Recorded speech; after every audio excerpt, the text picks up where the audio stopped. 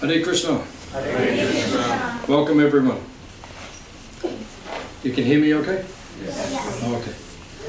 So, this is Hare Krishna Valley. Hands up if you're here for the first time. Oh, so many people coming for the first time. That's good. So this place is a special place. It is called Ananda Dham. Ananda means? Yeah, actually in Sanskrit the word sukha. Sukha means happiness. Dukkha means distress. But Ananda is another thing. Ananda is beyond Sukha and Dukkha. It means spiritual bliss. Not bliss from this world or happiness from this world. Happiness from this world comes from Bollywood. And Hollywood. And the Olympics. This is where people get happiness in this world. Cricket. This is where people get their happiness. But in the spiritual world, in Vaikuntha, Goloka, this kind of happiness is not what they're experiencing. They're experiencing Ananda, which is beyond. Right? It's a much higher level of happiness than what you find in this world. So this is called Ananda Dham. So here at Hare Krishna Valley you will experience Ananda, spiritual bliss, because everything here is dedicated for the service of Krishna. Now who is Krishna? Krishna is Swayam Bhagavan. Swayam Bhagavan means the original form of God. Original form. Krishna has many forms. It says in Bhagavatam, Ete Chamsa Kala Pumsa Krishna's tu Bhagavan Swayam. Yes. Krishna's tu Bhagavan Swayam. Ete Chamsa Kala Pumsa means there are many expansions of God. You have Ramachandra, Nasringha, Varaha, Koma, and so many, Parashat, so many of them, Dashavata, and many more. So all these different incarnations are there. But, tu means but. Krishna's tu, but, Krishna, Swayam Bhagavan, is the original form of God. This is God in His totality, in His original form, in His situation where He experiences the most happiness. You'll see the pastimes, the Leela of Krishna. Well, you'll see here Krishna is with the cows, Krishna is with the Radha on the bank of the Jamuna, Krishna is doing Rasa Leela. This is the pinnacle of God's pleasure. Even Lord Ramachandra does not experience the pleasure or the Ananda that Krishna experiences. You'll see with Lord Ramachandra, he does not do Rasa Leela. He's not dancing like that. Not like that. Not in the mood that Krishna does. Krishna is known as Diya Lalita, which means very playful. Even Ramachandra and Nrsimha, all the other incarnations, they are attracted to Krishna's Leela. Even Lakshmi Devi herself, who is the wife of Narayana, even she wants to enter Rasa Leela to experience the bliss that Krishna is having with the gopis. So Krishna is that original form. So when we're here at Hare Krishna Valley, everything we do is for Krishna's seva, service. We're meant to serve Krishna. Jivara Swarupa Hoy Krishnera Nitya Das. Jiva means living entity, yeah, the soul, the Atma.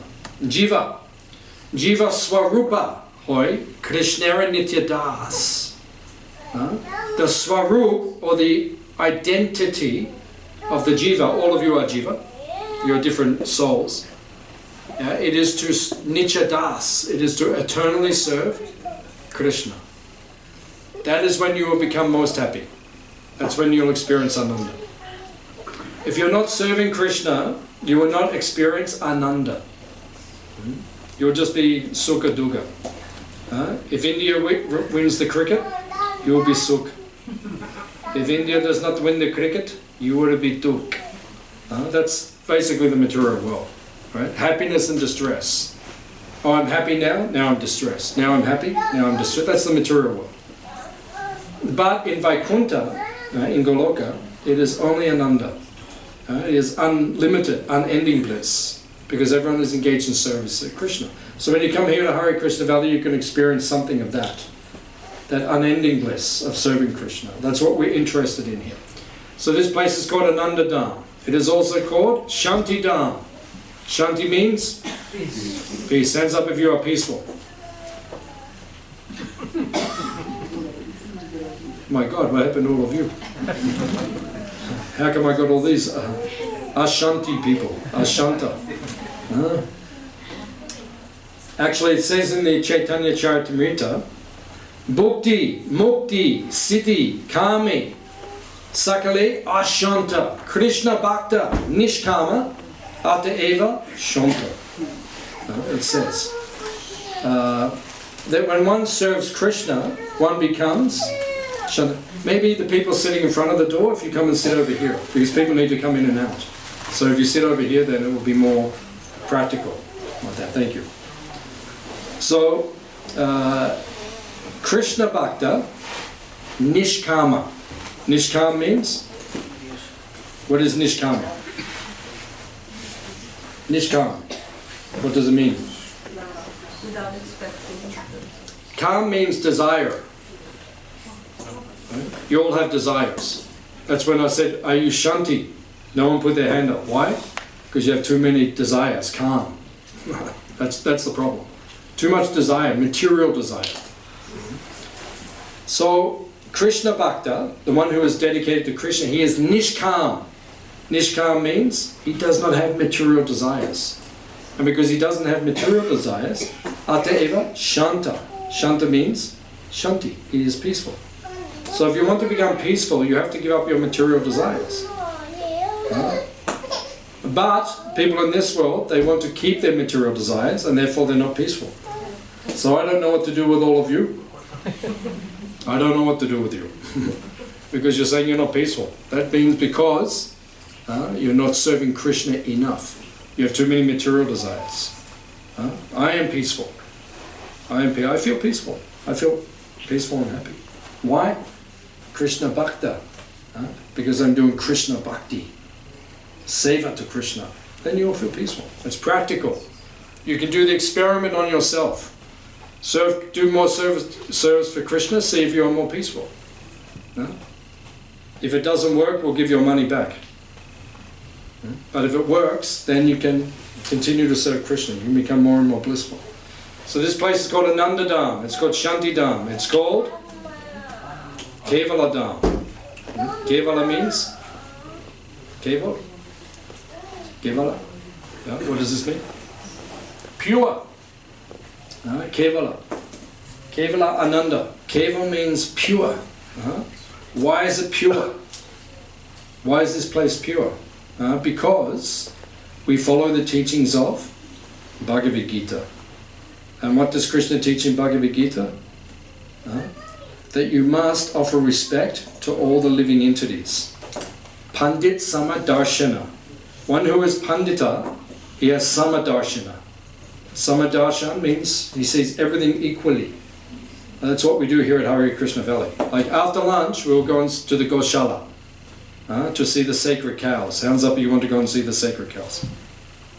Okay, most of you want to come. Then you can come and see the cows in the Goshala. Now, what is special about this Goshala? In Australia, and even in India, there are many places where there are not Goshalas. In Australia, you won't find Goshala. Goshala means they do not protect the cow. They eat the cow. But here at Hare Krishna Valley, the cow is born. Like when you go to the Goshala, you will meet Julan Yatra. She is 3 weeks old. 3 weeks old means she's just baby calf. But she will live her whole life here. She is born here and she will die here. And she doesn't have to worry. She has no anxiety. No one will take her. And we have another cow who is about to leave her body. Her name is Lali. She will die soon. Maybe even this week. She's very old. You can go and offer your respect to her. But she lived here for many, many, many years without anxiety. So when you live like that, it becomes kevala, it becomes pure. Your life becomes pure, and then you'll become shanti, you become peaceful. But the problem is people, they want to not follow the Bhagavad Gita.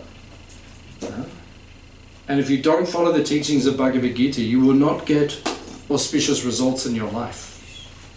So here at Hare Krishna Valley, we teach you how to follow Bhagavad Gita, how to live it. So this place is called Ananda Dham, Shanti Dham, Kevala Dham. It is called Bhakti Dham. Bhakti means place where bhakti or devotion to Krishna. Bhakti is the nature of the soul. Krishna says in Gita, Bhaktya mama vijanati yavanyaschasmi tattvataha. You can only understand Krishna in truth. Tattva means truth. When you do bhakti, when you do devotion. Hands up, you're doing bhakti to Krishna every day. Hands up. One person, 2 people, 3 people, 4 people, 5, 6. Okay, so you all get free dessert. And the rest of you, you have to work for your dessert. Because you have to do bhakti. Bhakti means seva. You have to do some service. If you don't do service, then you will not understand Krishna. So that's what we're teaching here. We teach everyone how to do bhakti at this place. Right now, we're in the middle of the festive season. 10 days ago, we had Janmashtami. Does anyone know Janmashtami? Janmashtami means the birthday of Krishna. How old was Krishna? More than 5,000. 5,100, and I can't remember actually, but it was something. Is it 250? It could be. Yeah, it's around that. I think it's 5,100 and something, I think, but yeah, it could be a touch more. When did Krishna appear? He appeared a little over 5,000 years ago. Where did he appear? Yes. Vrindavan, yes. Vrindavan, or there's a city close by called Mathura. In Mathura. Krishna, anyone been to Mathura? Mathura is, just near Vrindavan. So that is Janmastan. That is where Krishna appeared. Now Krishna came there, he appeared here on the earth to teach all of us. Why did Krishna come? He came here to teach all of us the Bhagavad Gita, to leave his song behind. Because he wants to teach us how to perfect our life. Because you all say, I said, who is Shanti? Who is peaceful? No one put their hand up. That means you're not following Bhagavad Gita. If you follow Bhagavad Gita, guaranteed you'll be peaceful. Guaranteed. That's easy. Peace is easy, actually. What is more difficult is prema. Prema means love for Krishna. That is the goal. Prema pramata mahan. Shanti is easy. You'll get peace automatically if you do bhakti. But if you do proper bhakti, kevala bhakti or pure bhakti, you will get prema. And when you get prema, you will capture Krishna. So Krishna appeared 5,000 years ago, and he had his birthday. Why? Because he wanted to deliver us and take us back to him. Paritranaya sadhunam. Krishna says in Bhagavad Gita, I came to deliver the sadhus, the devotees. That's why Krishna comes to earth, to bring all of us back to him. Vinashaya chadushkritam. Krishna also comes to remove the dushkrita. Dushkrita means the naughty people, the people who are not behaving people. Dushkrita. Krishna comes to remove them. Who did Krishna remove? Kamsa, Shishupala, Dantavakra, Putana, so many. The list is long. Because they're dushkrita. Krishna will remove the dushkrita. So he came. Dharma samstapanataya. Krishna comes to establish dharma. Dharma means religious activity. That's why Krishna came to earth, to start all of this. So here at Hare Krishna Valley, we're doing these things. Right? If anyone is dushkrita, we remove them. You can go now. Goodbye. Doesn't happen very often. Not very often, but sometimes it happens. You say, okay, Chale, go.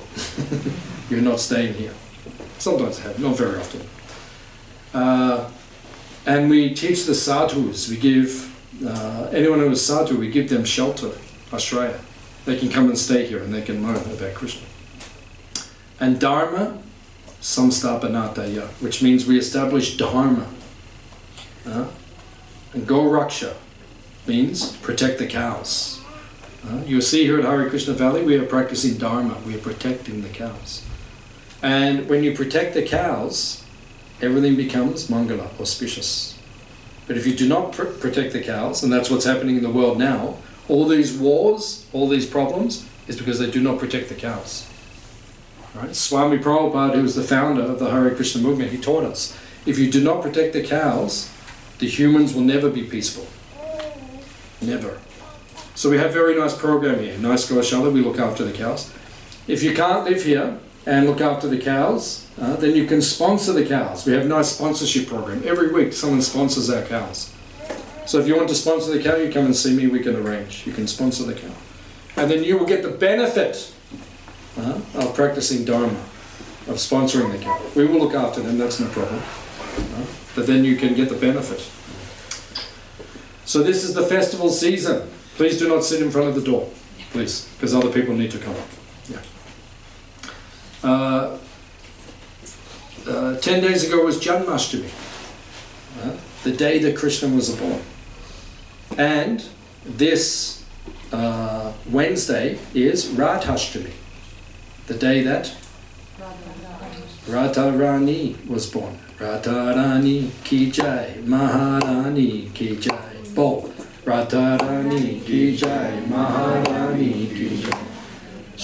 She appeared 5,000 years ago, just after Krishna, just a few days after Krishna. The last Ashtami, Krishna appeared. Now this Ashtami, Radharani is appearing. Why? Because wherever Krishna comes, Radharani will come also. Actually, they had a conversation in Goloka. Do you know Goloka? Hands up if you know Goloka. You've been there? In Goloka? You've been? Then why aren't you there now? What are you doing here? Living in Point Cook. Go and live in Goloka. Goloka is where Krishna lives. It is another world, beyond this world. So Krishna and Radha, they were there. And Krishna said to Radha, we have to go to the earth soon. We have to go there. Radharani said, I don't want to go. There's too many problems there, that place. I don't want to go. And Krishna said, we have to go. We have seva, we have service. We have to bring them all back to us. So Radha said, I will go, but you have to bring Jamuna. When you bring Jamuna, so I can have Leela with you next to Jamuna. And Giriraj, Govardhan Pavat, you have to bring Govardhan. And Braj, Vrindavan, you have to bring. Krishna said, okay. Krishna said, actually they're already there, waiting for you. Now we have to go. And then they came to teach us. So, just like before, we were chanting Maha Mantra. Hare Krishna, Krishna Krishna, Hare Hare, Hare Rama, Rama Rama, Hare Hare. Every day we chant this mantra. This is called Maha Mantra. Maha Mantra means, this is the top mantra. It means all the other mantras are inside that mantra.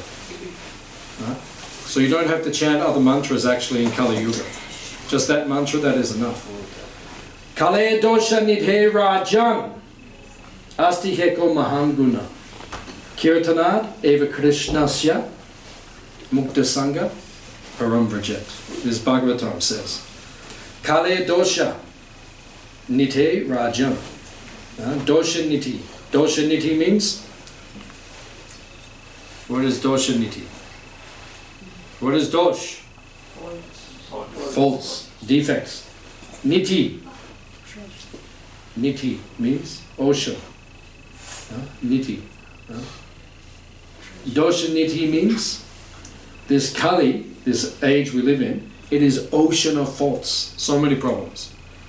Politically, there are problems. Socially, there are problems. Economically, there are problems. Environmentally, there are problems. So many problems. You can't even imagine how many problems.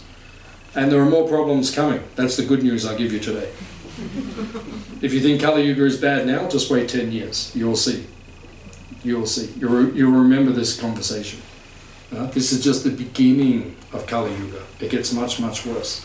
I was saying to one person before, 20,000 years from now, there is no Ganga. Have you seen Ganga in India? Right? Ganga, so big. In 20,000 years, she dries up. She's gone. That means there's no snow anymore in the Himalaya. That's where we're going. So, Kale dosha niteva asti heko mahanguna. Eka. Ek means one.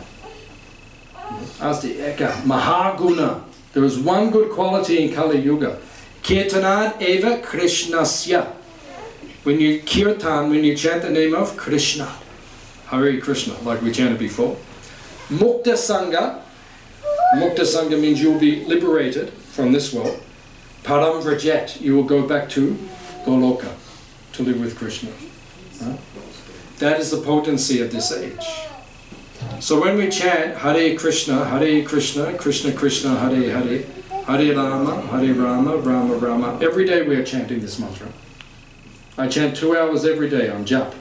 Hare Krishna, Krishna Krishna, Hare Hare, Hare Rama, Hare Rama. 2 hours every day, last 35 years. So when you're chanting Maha Mantra, Hare refers to Radha. It is the feminine aspect of God. Krishna is Shaktiman, Radharani is Shakti. From the Shaktiman, just like from the sun, comes the sunshine, the sunlight, the heat, the light. That is the energy of the sun. Radha is the energy of Krishna.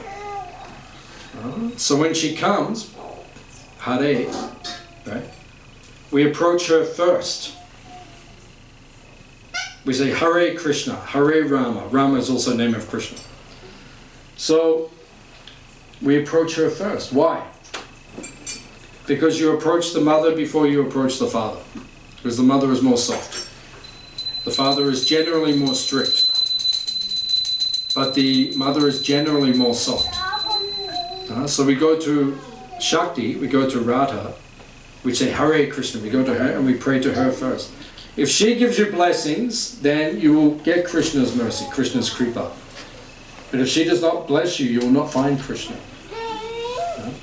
So on this day, which is coming on Wednesday, September 11th, this is Radhashtami. So we worship Radha first, then we worship Krishna. And in this way, you will get Krishna's blessings. So we had Janmashtami, we had Radhashtami. What other festivals do we have now, around this time? Which one? I can't hear you. Navaratri? Yeah, maybe a little while ago that was there. Actually, yesterday, it was the appearance day of Ganesh Chaturthi. Did you see in the meditation garden, you saw the statue of Ganesh? He is very popular in India. People like to worship Ganesh. Why? Because he removes obstacles. And everyone in the material world, like I said before, are you peaceful? You said no. And I said, why are you not peaceful? Because you have too many material desires. So everyone in India, they pray to Ganesh, please remove all the material things so I can enjoy in this world, like the Ambanis, and then I can just be happy in this world. But that's not the goal of life. Actually, even worship of Ganesh is not for that. We also offer respect to Ganesh, but we offer respect to Ganesh to remove the obstacles in our spiritual life so that we can spiritually develop. That is the goal of life. That's what we teach here at Hare Krishna Valley. We don't teach material success because spiritual success is more important. Spiritual success is called Shreyas. Material success is called Prayas. It is short-term. Maybe you get some material things, but that can all be taken away in a moment, as we see. But spiritual things, that can last perpetually. So we even worship Ganesh for that reason. Please help us in our spiritual development. And actually, where does Ganesh get his power, his Shakti? Where does it come from? Krishna, yeah. Specifically, Nrsimha. You know Nrsimha? You see the picture there on the altar? Nrsimha. Singha means lion. Nrsimha means half man, half. Krishna has a form of Nrsimha. You know Nrsimha? Yeah. Ganesh, he has the face, the mukha, or the head of the elephant. And the elephant has the tumalai, two humps here.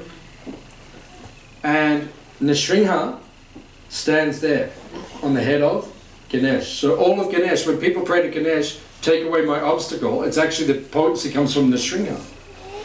And who is Nrsimha? Nrsimha is just an incarnation, an avatar of Krishna. So if you pray to Krishna, if you just chant Hare Krishna mantra, then you take care of everything. All your obstacles are taken care of. Hands up if you're chanting Hare Krishna every day. Hands up. 1, 2, 3, 4, 5, 6, 7, 8, 9, 10. Okay, 10. Very good. 10 out of how many are in this room right now? Maybe 60, I think.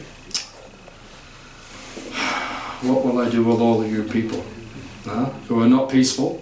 You say I'm not peaceful, and I say, okay, just chant Hare Krishna and you will be peaceful and happy, and still you don't do it. What can I do for you? I don't know anymore. 1 out of 6 only is chanting Hare Krishna. So this means there is a problem. This means the priorities are not correct in your life. Too much priority on Bollywood, not enough priority on Krishna Seva. This is the problem. So if you come here and you complain, I'm not peaceful, then what can we do for you? We're trying to teach you how to be peaceful, how to be happy. You have to do Hare Krishna mantra every day, even if you chant one mala, just one round. It will only take 10 minutes every day. How much are you doing every day? About four. About 4 rounds. It takes about half an hour. Yeah, a bit longer for me. Yeah, so he's a very busy man, but he can give that time to Krishna every day to chant. And everyone says, I'm too busy, I'm too busy. What are you doing anyway? What are you doing everywhere? What is this great work that you're doing which is changing your life and the planet? You should be chanting the Maha Mantra. This should be your first priority in your life. It is called sadhana. If you don't have sadhana, your life will not become peaceful. It will not become blessed. It will not become mangala or auspicious. You have 10 minutes a day. You have 10 minutes for so many things. Don't tell me you don't have time for chanting. You have time. But if you do this, you will get the ultimate benefit in your life. Everything auspicious will take care of.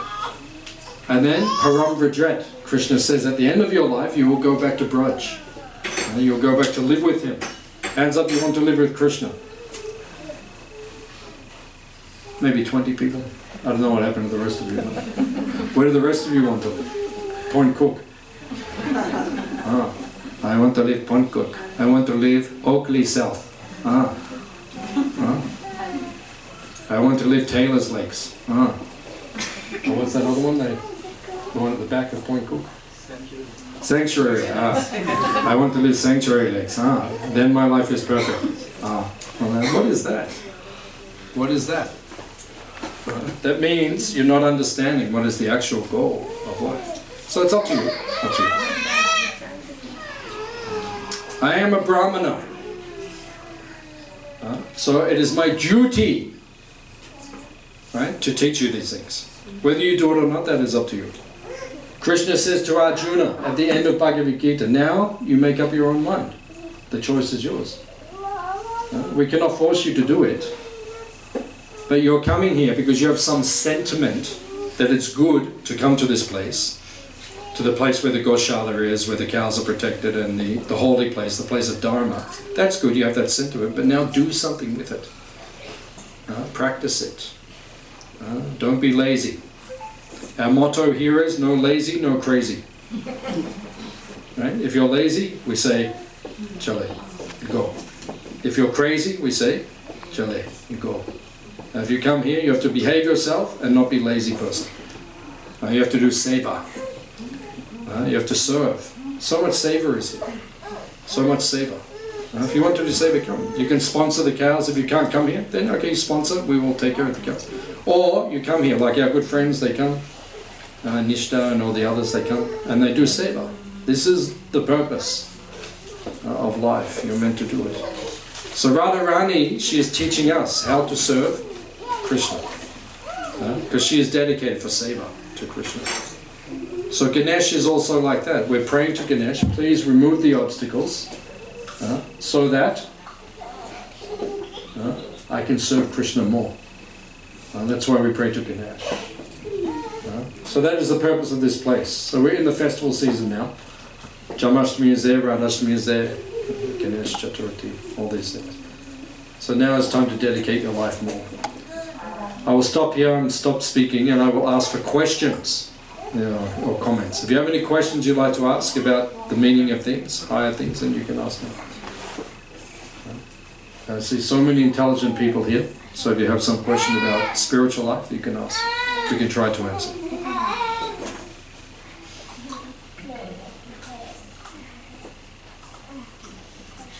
Any other questions?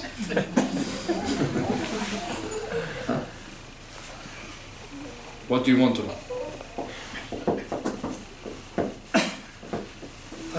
Yes, madam. Is there any difference between Golok and Vaikuntha? No? It's a very good question. Yeah. Is there any difference between Goloka and Vaikuntha? Yes. Yeah, there's a difference.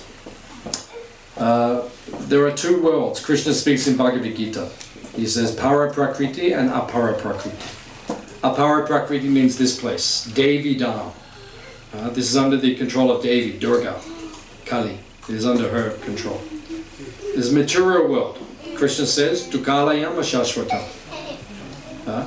Dukalaya means place of misery. I think all of you, have you experienced misery in your life, any of you? No one. Okay, one lady here, one boy. Okay. But the rest of you, I don't know. Maybe your life is completely auspicious. But actually in this world, there's so many problems. Why? Because Krishna says it is apara prakriti. This world, Krishna created this world. But when he created it, he said it is dukalaya. It is full of misery. So, do you know anyone who wants to live in a miserable place? Do you know anyone who likes it? You don't know? Right? Actually, everyone in this room wants to live in this place. So everyone here is a crazy person. You want to live in Dukalaya. Krishna says in Gita, this is Dukalaya, but you want to stay here. I live in Point Cook now. My life is good. So people think like that. But this is Dukalaya, and Ashashvatam means it is temporary. Everything will be taken away from you in no time. My grandmother, she lived to 89 years old. But every time I spoke to her, she said, where does the time go? Everything just disappeared. Suddenly you're 89 and then that is the end. So it is a Shashvatam. So Krishna says in Gita there is apara prakriti, but para prakriti means the other world. Vaikuntha, Goloka. It is another place. This is just a reflection of that place. So Goloka is where Krishna lives. Goloka. Goloka means place of the cows. So you see in the picture Krishna has so many cows. So that's where Krishna lives. It is Vrindavan, forest. And there is beautiful forest place. And everyone lives like in a forest place. But then Vaikuntha, that is where Lakshmi Narayan lives, who is Krishna's expansion. But the mood there is Aishwarya. Aishwarya means opulence. Everything is full of opulence. So it's like living in the city, in Dwarka, like in the palaces. Right? Everything is very opulent. So the mood there is awe and reverence. Aishwarya, everyone worships Lakshmi Narayan, like they are the supreme being. But in Vrindavan, in Goloka, it is called the place of Rag Bhakti, which means spontaneous. People just think, Krishna is my friend, he is my lover, he is my son. They have that intimate mood with Krishna, with God. They don't think so much he is God, they just think he is one of us. So that is the difference between Vaikuntha and Goloka. Does it make sense? Yeah. Your question is very good.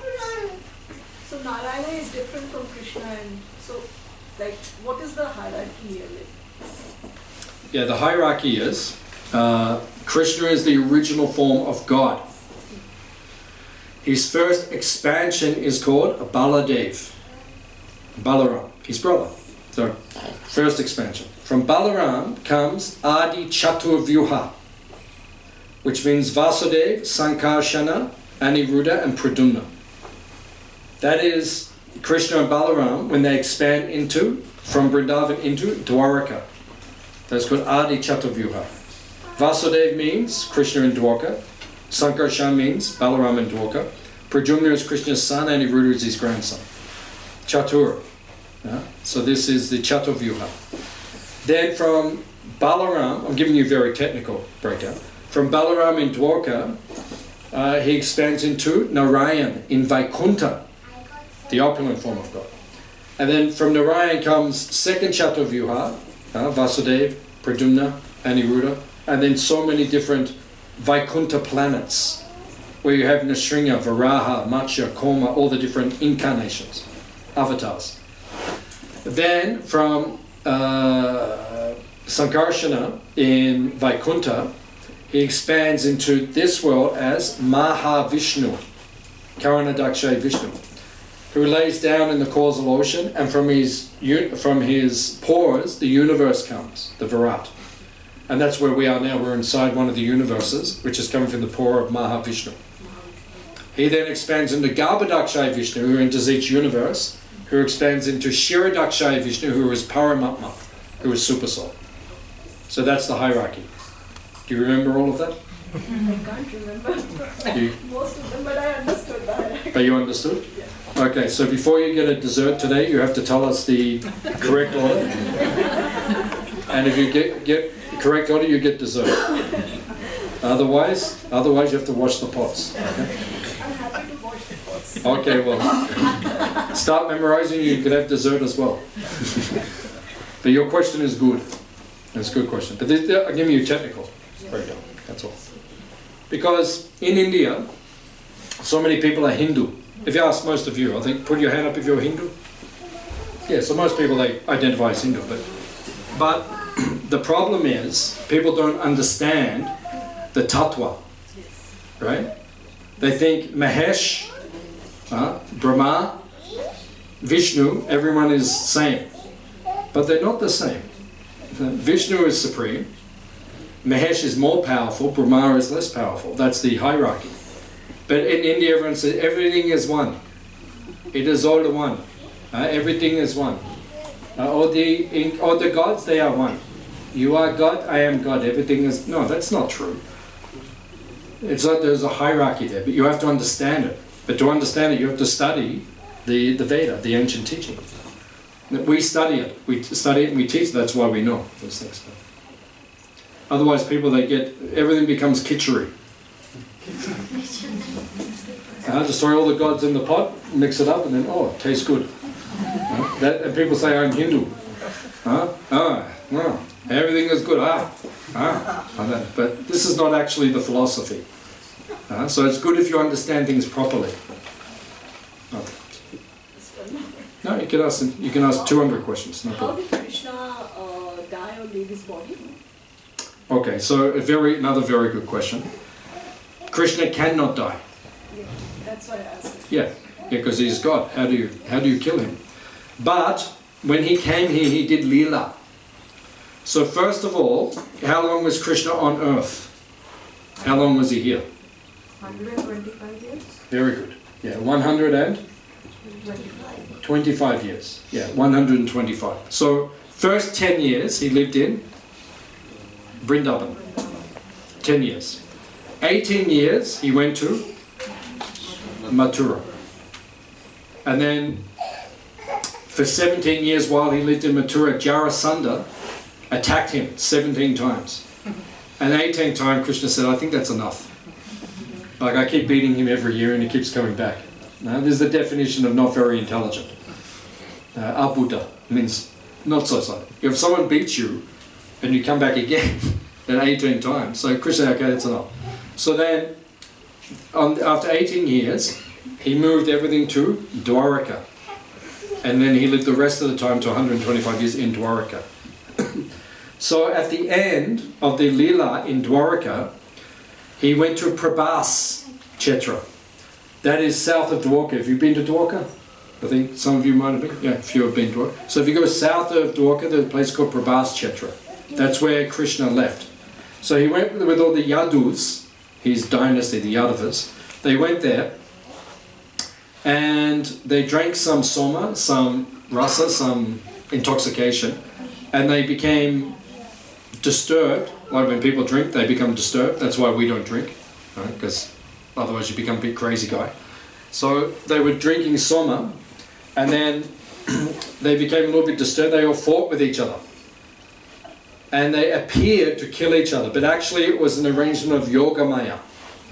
So they didn't actually kill each other because they're Krishna's Nichaparika, his eternal associates.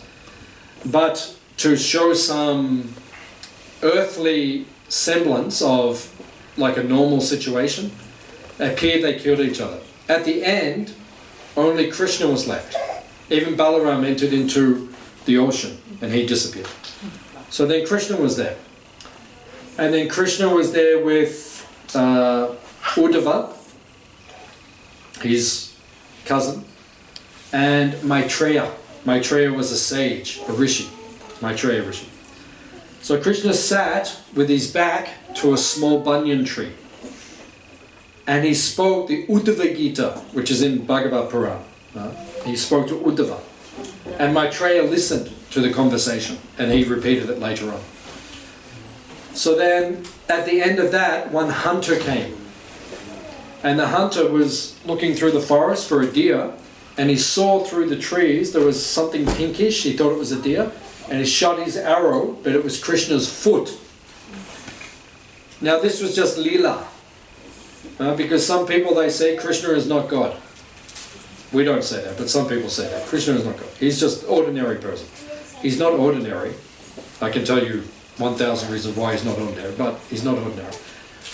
I mean, if they just had a big war between all the Yadus, and why would a deer be running around? Like, animals go away when there's problems, they don't stay. So he came and then he shot the arrow and it went into Krishna's foot, and then Krishna appeared to disappear. And he left a material form so that the atheistic people, they can say, oh look, he's just like us, he died. No, he didn't die. His spiritual form, his Swarupa, that transcended into Goloka. So his body was not gone. His physical body was not there. He left a physical form. He left a physical form, but that is not his form. His form, yes. That's Maya. Like your form, this, what we say, Indian lady. And what is your name? Polly. Polly. Okay, so your form of Polly, right, that is not you. You understand? You are the Atma, the Jiva, you understand? So when you die, Polly, right, you will leave a form. And everyone will go and they'll say, oh, there is her form. But they'll say it is her body. You're not the body, you went somewhere else, but your body is there. So Krishna just did that. He left something so everyone can say, oh look, he's like us. But he is supreme. His spiritual form has gone to Goloka. Does it make sense? Yeah. Okay, so when you come for dessert, we'll ask you all these things. And then if you get the answer correct, then you can eat as much as you like. Okay. Otherwise, a lot of pots. Any other question? What was the purpose of creating the Dukha Loka, as you mentioned? Like, why would he create this Dukha Loka? Why did Krishna create Dukhalaya or Dukloka? Why is this place full of misery? Why? It's a good question. Because originally you used to live with Krishna. Do you remember? You don't remember? Okay. But all of us used to live with Krishna. We used to live there in the other world. But you cannot force someone to love you. Can you force someone to love you? No. Love has to be given, swarat means freely. You have to give it of your own will. So we used to live with Krishna, but somehow we thought, you know, like when you live with your parents, but sometimes you feel like, I need some space. Do you feel like that's, yeah. So you go off and do your thing, and your parents say, what are you doing? You're going to get in trouble. Stay here, and you're home. No, I need some space. I need some space. So you go and you get sometimes problems. So Krishna, we were living with him, but then somehow we thought, I need some space. Krishna said, no, better you stay here. No, I want some space. Krishna, okay, go. You can go, but the place I'm sending you to is called Dukkaleya. Because if everything was perfect here, you wouldn't want to go back to Krishna. So you come here, you go through dukkha, and then when you become too many problems in your life, and you're too overwhelmed, then you come to Hare Krishna Valley. And you get here, and then we tell you, that's okay, there is a way to go back to Krishna. You chant Hare Krishna mantra, you can go back to Krishna, that's no problem. And then you begin to go back. And that's what we are doing, some of us are doing. We're practicing to go back to Krishna. So it is his kripa. Just like if you build a city. Have you ever built a city? Oh, no. But if you build a city, when you design a city, they make a jail in the city, prison. And someone says, why is there a jail in the city? No one even lives there yet. Because you know some people are going to misbehave. So we have to have a place for them. So why does Krishna make this world a paraprakriti, material? Because he knows some of us will be a bit pago. So this place we live in is called Pago Baba Ashram.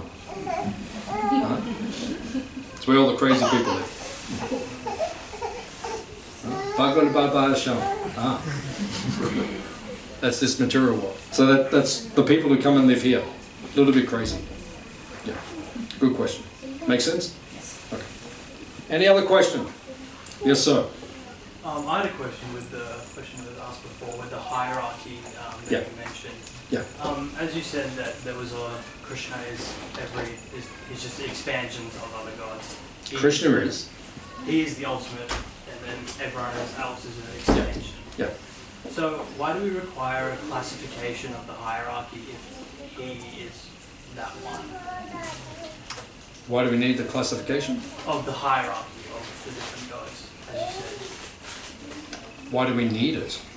Well, you said that the Vedic The teachings. scriptures, Yeah. they mention a hierarchy between all of the gods. Yeah. So what is the significance of that hierarchy? Because that's reality, that's truth, that's tattva. It's like if you go to Canberra and you go to Parliament House, is there a hierarchy? Yeah. Yeah, okay, so if you go into Parliament House, there's a hierarchy, right? Who's in charge? Prime Minister. Who's second in charge? Cabinet Ministers. Who's third in charge? Goes down. There's a hierarchy, right? It's there. So if you go in and say, we don't need a hierarchy. Why do we need a hierarchy? Why do we have this? No, because it's there. So Krishna created it like that. Because he is supreme. Right? So he has the potency. So then he expands himself as different incarnations to perform different leela. Lord Ram is Mayada avatar. He comes to show perfect behavior. That is Ramachandra. So Krishna expands like that. When God is angry, he becomes Nrsimha, half man, half. So different incarnations. So different moods, different things, he expands. But he is there, so we just have to understand who is who, that's all. So all of the different forms of Krishna are Krishna, but it's Krishna showing particular mood. Like that. So the hierarchy just exists, that's just the way it is. We're just learning about it, that's all. So someone will say, oh, why does it have it? Well, it just is. It's like if you come here to Hare Krishna Valley, you're not in charge. You just came here, you're just a guest. You're helping, like you helped us nicely today, right? But it doesn't mean now you're in charge. That doesn't make sense. So there's just in life, in creation, there's hierarchy, that's all. It's not a good thing or a bad thing, it just is, it's reality. That's all. Does it make sense? Yeah, that's good. Good question. Very good. Very intelligent son. Means the mother must be intelligent also. That's good. Any other questions? Yes, sir. So we generally we learned or heard that, there are main three forms of God: Brahma, Vishnu, Mahesh. And so from Vishnu ji, it then spread into, or you can say that, reclassified into Maryada Purushottam Ram ji, and then Krishna, and then all other incarnations of it. Oh, so from Vishnu comes the others. Yeah. Yeah, but who wrote the Vedas? Who wrote the Veda? Who wrote it? Ganesh ji. No, Ganesh was the scribe. Yeah, he wrote it, but where did it come from? Someone was speaking while he was writing. Vyasadeva. No, Vyas. Veda Vyas. Yeah, Veda Vyas. He's still here actually on earth. He lives in Badrikashram in Himalaya. He lives there. You can't see him because you don't have the eyes, but he lives there still. He's still, Veda Vyas is still there. So he wrote everything. Now after he wrote everything, Upanishads, Ramayana, Mahabharata, Puranas, Itihasa, when he wrote everything, this is described in Bhagavad Purana, at the end, he was not happy or satisfied. You know when you do something, good work, and you should feel happy at the end? He was not feeling like that. So his guru came. Who is his guru? Narada. Narada came. And he looked at him, because when you look at someone's face, you see the mind. Like if I look at all your faces, I can see what's in your mind. Some of you are happy, some of you are not happy. I can see it. Just look around. Right. So he came to Vyas, he said, you're not satisfied. You just wrote all the Vedas and something is missing, incomplete. He said, you have not established the supremacy of Krishna, the original form of God.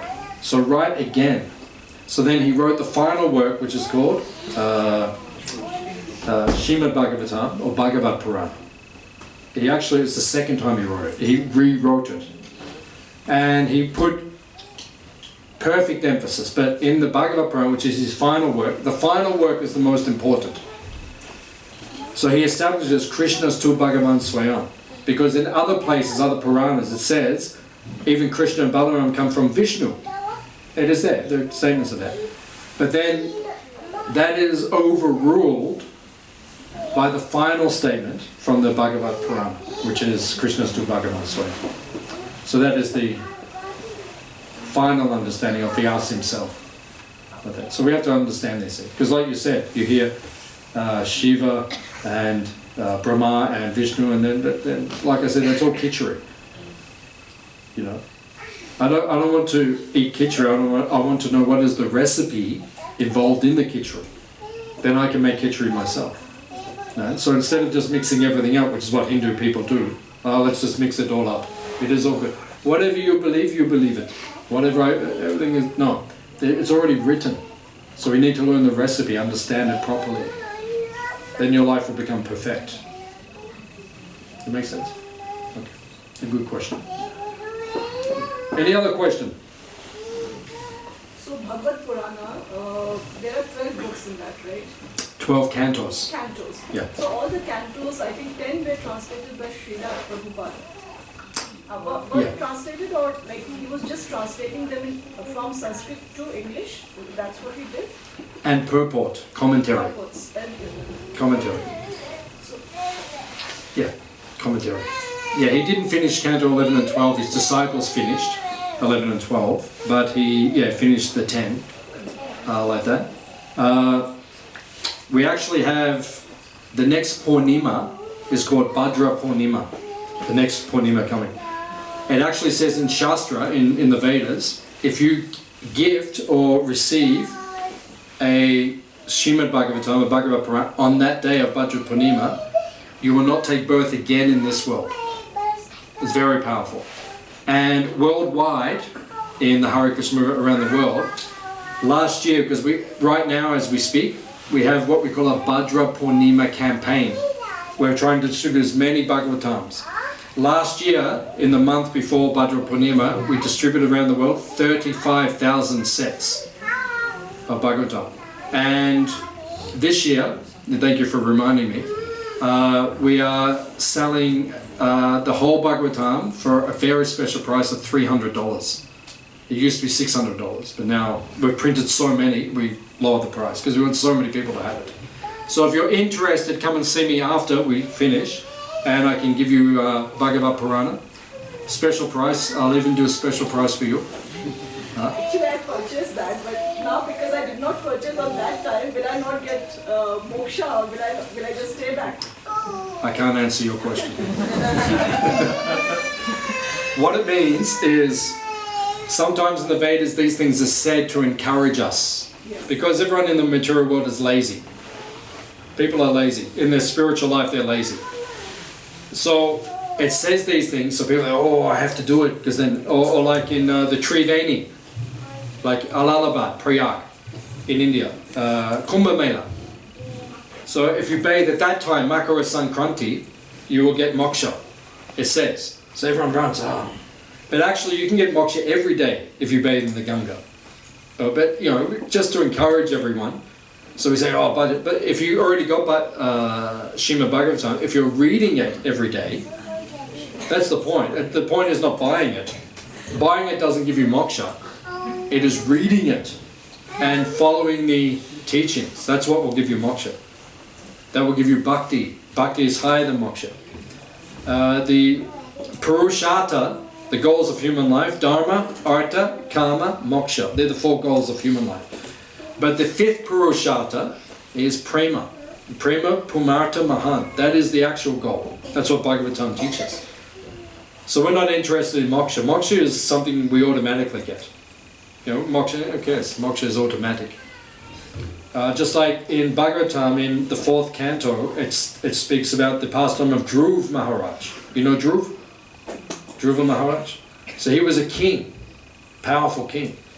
And it said that when he left this world, Dharma, Artha, Kama and Moksha came to him as maidservants to serve him. We will give everything to you now that you're leaving. And he stood on their head, and then he transcended into Vaikuntha, because he understood the goal was prema. He had love for God. That is the goal. If you have that, you have everything else. So that is the point of studying it. So you can get it any day, but you have to read it. Don't just keep it on your shelf. Like people say Bhagavad Gita, right? Gita, I have it on my shelf, I am knowing Gita. It is in my room on the shelf. No. What's it going to do on the... Okay, it purifies your house, but the benefit comes when you read it. Every day you should read at least 1 shlok of Gita. It actually says the Bhagavatam, because 18 volumes, if you read 30 verses a day, you can complete it in 1 year. So you have to get busy. No more Bollywood. Only Bhagavatam, Gita. Okay? Okay. Hare Krishna.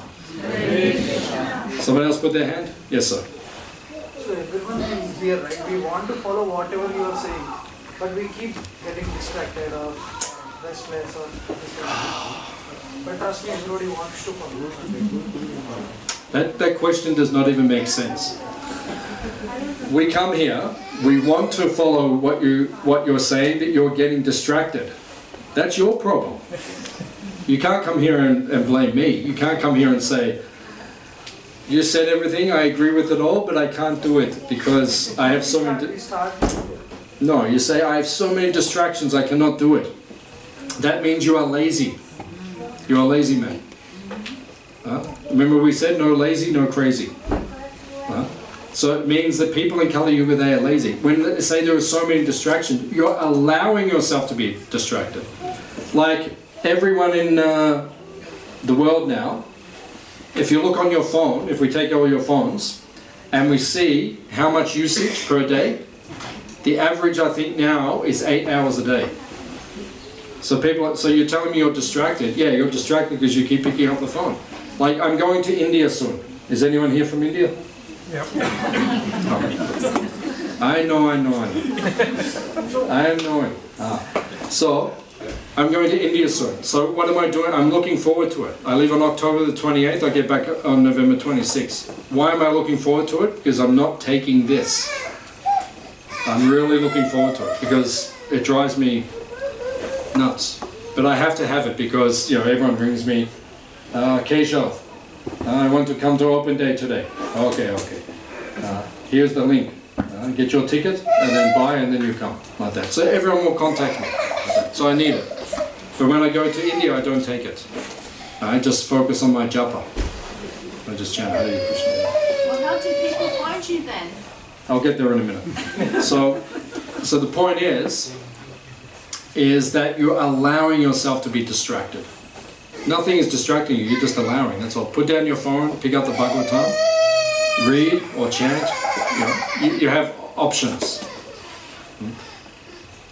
Problem is everyone's lazy, that's the problem. Okay? Now you have no more excuses. Okay, what was that? I said, well, how do people find you then? If I'm in India for a month, Yeah, and they miss you. you cannot find me. You cannot find me. I will be, no. No, I go, when I'm in Mayapur, I check the internet once a day. Okay. Because people send messages, so I check once a day, just to check. But I don't carry my phone. I just get on the internet on my computer, I check once a day, and then any emails I answer, and then that's it. But my phone, no. No phone. Any other questions? Yep. Yes, sir. The different yugas that we are going through, there's 3, 4, and they're in a cycle, continue and keep going. Yep. Not for eternity though? So there are 4 yugas: Satya, Treta, Dwapara, Kali. So now we're in Kali. Kali Yuga lasts for 432,000 years. The yuga before, when Krishna appeared, Dwapara Yuga, 864,000 years. And then the yuga before is Treta Yuga, that's about 1,200,000 years. And Satya Yuga is about 1,600,000 years, around about that. So as long as the material world is here, they just keep repeating. Just like summer, autumn, winter, spring. So it just keeps going like that. And then when the material world is destroyed at the time of pralaya, then they stop. But then when it comes out again, then everything starts up again. And so when it's destroyed, how does that occur? Pralaya? Yeah. All the universes are coming out of the body of Mahavishnu. They all go back in, and they turn into Pradhan. Pradhan means undifferentiated form. So it means like kind of like a lump of clay. It all goes back like that. And then when the creation takes place again, then everything begins to manifest into form once again. And then it retracts. So the material energy comes and goes. So is that a reflection on birth and death in the material world, and that it's not eternal, whereas the spiritual world is eternal in that? Yeah. Is that, does the spiritual world change as well? No. Doesn't change. It's constant. Yep. Yeah, in this world, 4 things are present: birth, death, old age, disease. In the spiritual world, they are conspicuous by their absence. No one is born, no one dies, no one gets old, and no one gets disease. But in this world, those 4 are part of the package. Dukale. But in the spiritual world, they don't exist.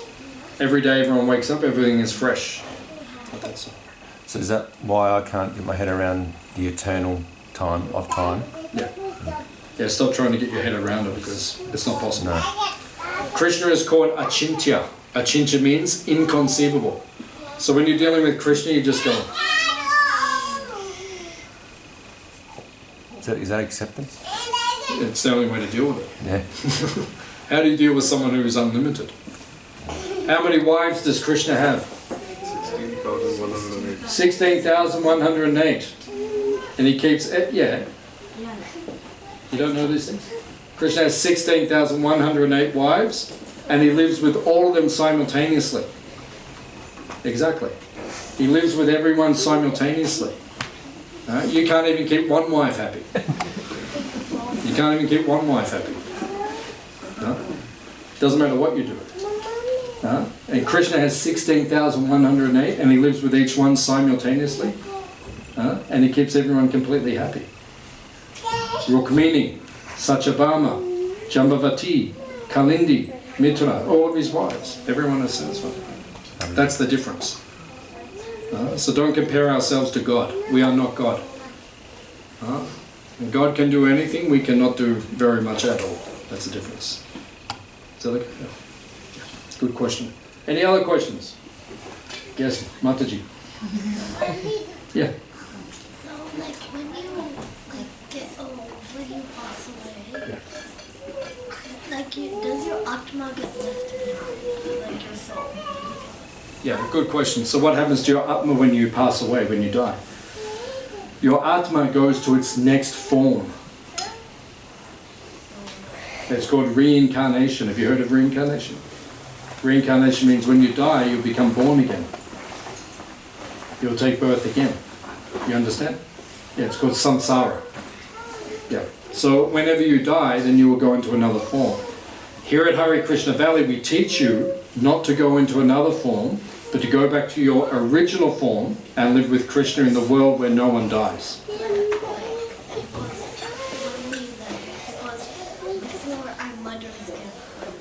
Yeah, yeah. No, it's not like that. Before your mother gave birth to you, you were living in a different body in this world. You had a different family. A lot to think about, isn't it? Yeah, a lot to think about. Before, yeah, you weren't living with Krishna before this, you were living with another family. But now you've come into this family, and when you die, you will go to another family. But if you want to live with Krishna eternally, then if you follow what we teach here, what we teach in Bhagavad Gita, you can go and live with Krishna eternally. And then you don't have to worry about different family, different family, different family, family, family, different family, family. You don't have to worry. 16,000 of them too. You don't have to worry about all those things. Is that okay? That's a lot to think about, I know. Any other questions? Yes, sir. I have a bit of a confusion. Okay. So Gita teaches that you believe in do karma and don't think about the outcome. Right? So the what?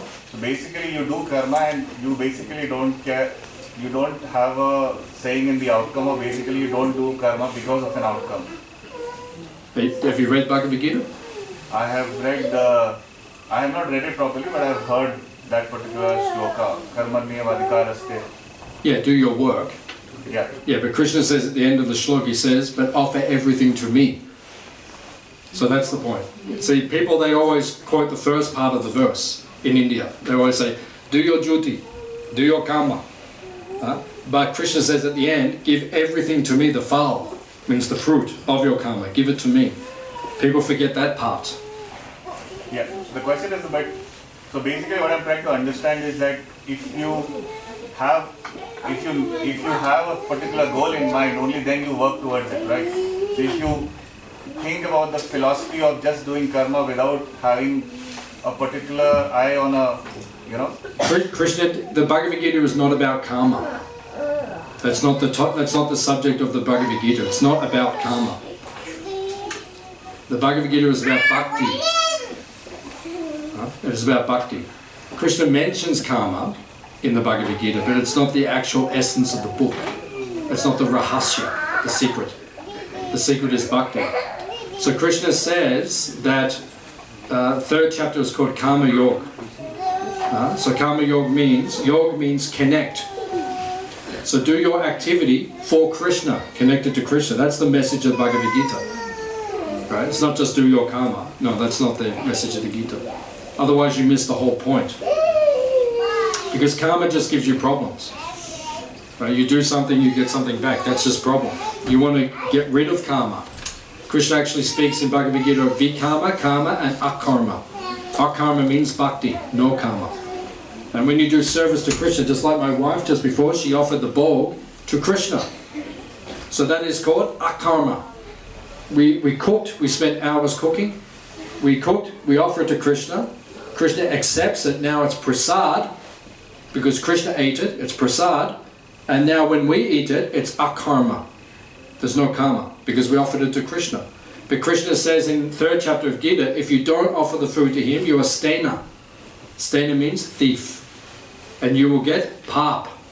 You will get karma, sinful reaction.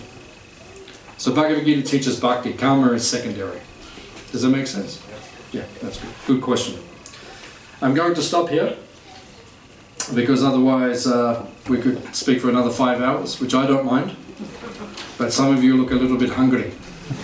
So we will eat. So what we do, we'll go outside, we'll turn right. You can get your plate of prasad. We have a dining room at the end, which is inside. So if you want to sit outside in the chairs, you're welcome. It's a little bit cold outside, so up to you, inside, outside. And then after prasad, then we'll go and visit the Goshala. And you can visit the cows, you can feed the cows. So everyone who brought a ticket today for the feast, thank you very much. Those who did not buy a ticket, if you want to see me, or you can give a donation in the hundi. And then we'll see you next time you come here to harekrishnavalley.com.au. Hare Krishna. Hare Krishna. Thank you for coming. Please take prasad.